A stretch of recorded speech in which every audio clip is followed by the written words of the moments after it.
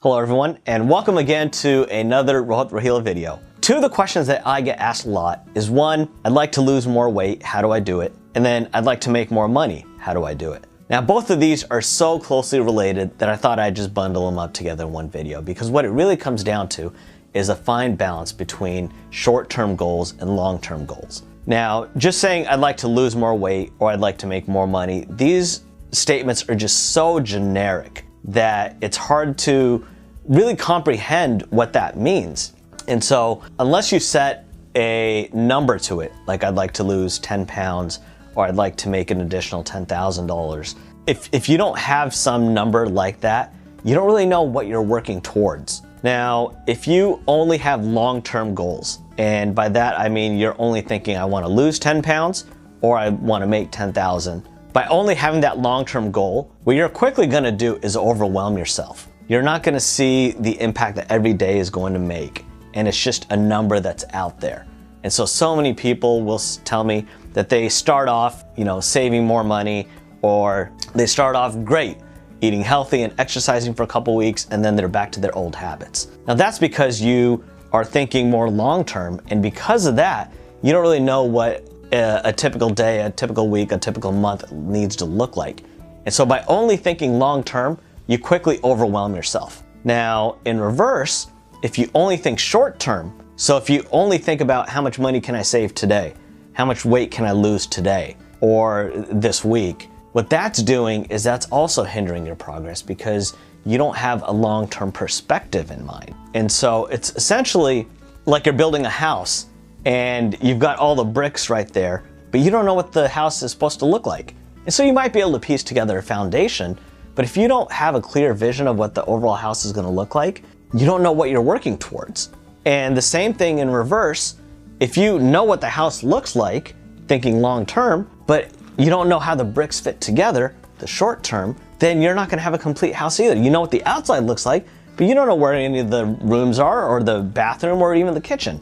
And so it requires a fine balance. You need to do daily activity along with a perspective of long-term goal. Now, how do you do that? What I tell people is it's a lot easier than you think it is, because what you want to do is start with the end in mind. And starting with the end in mind, you can then work backwards.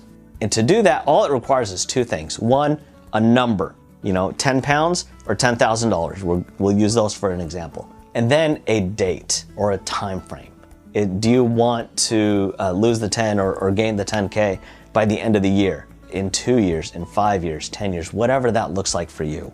And make it realistic. If it's December 31st and you want to lose 10 pounds by the end of the year, it's not going to happen. So make it realistic, and make it realistic for you. If making an additional $10,000 a year when you are currently only making about $20,000 a year, that's a little bit of a stretch. Not to say it's impossible, because I know people who have personally done it. At the same time, take a look at the other way. If you're used to making $1.2 million a year and you want to make an additional 10K that year, no, you can do that with your eyes closed.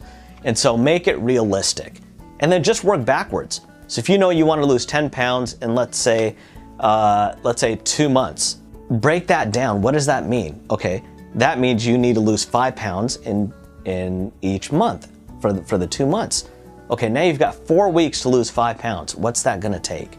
Now you know that you need to lose 1.25 pounds every week. Now all of a sudden it's more realistic, because you can substitute your current habits with new habits and new action items to get you that.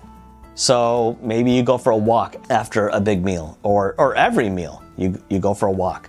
You tend to cut down sodas. You drink more water, which is more filling for you as well. You tend to eat more fruits, more vegetables, more fibrous things. See, now all of a sudden losing the 1.25 pounds a week isn't as overwhelming. And so that's what it takes to really lose weight or gain additional monies. What you want to do is you want to have a number and a time frame, and then just work backwards.